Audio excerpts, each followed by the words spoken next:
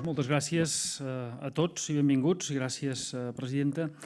En efecte, com deia la nostra presidenta, en el marc d'aquestes jornades de grup parlamentari que hem celebrat aquests dies aquí a Tarragona i avui, un dels temes cabdals que hem tractat és el contingut del debat monogràfic sobre l'ascensor social que celebrarà el Parlament de Catalunya a instàncies nostres els propers dies 10, 11 i 12 de febrer.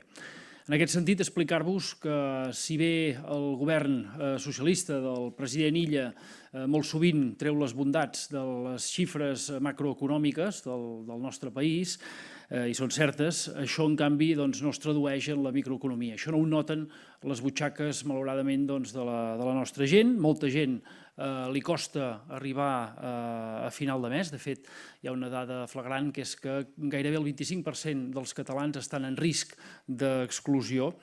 En aquest sentit, això afecta també a les nostres classes mitjanes, que han deixat de ser ja el que es considerava com a classes mitjanes. Recordem que estan formades també molt majoritàriament per pimes, per autònoms que treballen i que els hi costa poder generar benefici. En aquests moments, treballar al nostre país ja no és sinònim de poder progressar. Si mirem els nostres joves, el que abans era esforçar-se, estudiar, treballar, i això volia dir que tindries un nivell de vida superior al dels teus pares, en aquest moment, malauradament, ja no és així.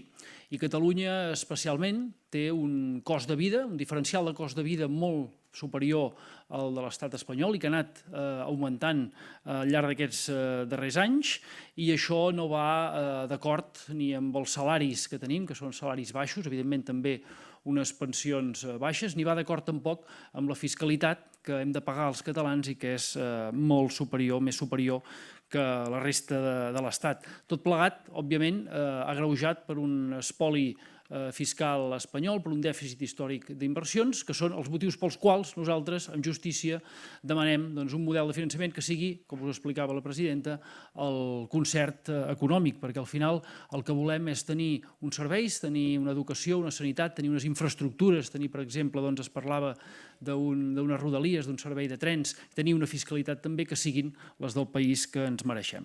Per tant, per tot això nosaltres plantegem aquest debat monogràfic d'ascensor social, que òbviament tractarà els temes més econòmics, com són salaris, pensions, fiscalitat, però no només. Tractarà també qüestions de l'àmbit més social o fora d'aquest apartat més purament econòmic, com són la llengua, són la formació, l'educació, etc. Són també recursos que sempre històricament han servit per a aquest ascensor social al nostre país. En definitiva, amb aquest ple monogràfic nosaltres el que pretenem és poder explicar d'una manera clara als catalans quin és el nostre model de país, un model de país de valor afegit, un model de país de drets i deures en què es combini, com sempre ha estat en el catalanisme polític, l'humanisme, però també la cultura de l'esforç.